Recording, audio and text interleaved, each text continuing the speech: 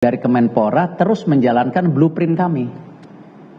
Blueprint yaitu ada event-event internasional yang harus kita ikutin.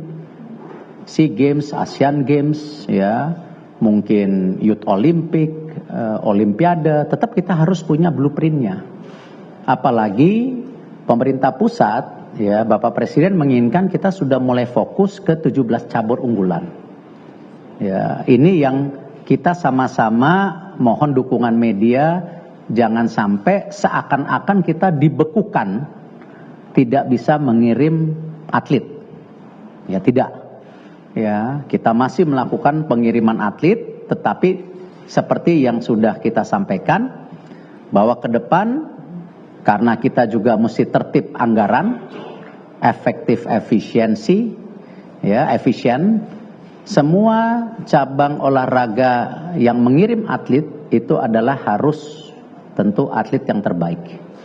Supaya ya misi yang kita mau lakukan bahwa olahraga menjadi duta bangsa ya dan mencerminkan kedikdayaan bisa menjadi bagian utama dalam pengiriman atlet itu.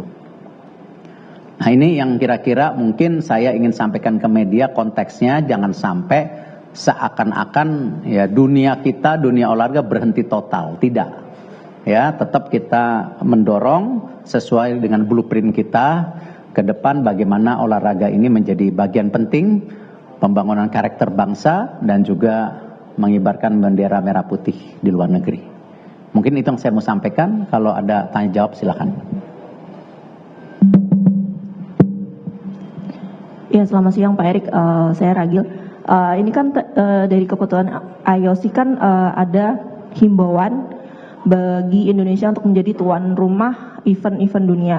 Nah, sementara kita tahu mungkin contohnya ada FIBA beberapa tahun ke depan sampai 2029 ada FIBA World Cup dan Asia Cup. Nah, itu nasibnya gimana dan kalau masih himbauan apa yang akan dilakukan oleh pemerintah? Ya, bagus pertanyaannya. Saya sudah meminta Perbasi untuk membuka pembicaraan kepada FIBA seperti apa. Karena kan tadi IOC merekomendasi, bukan menyetop.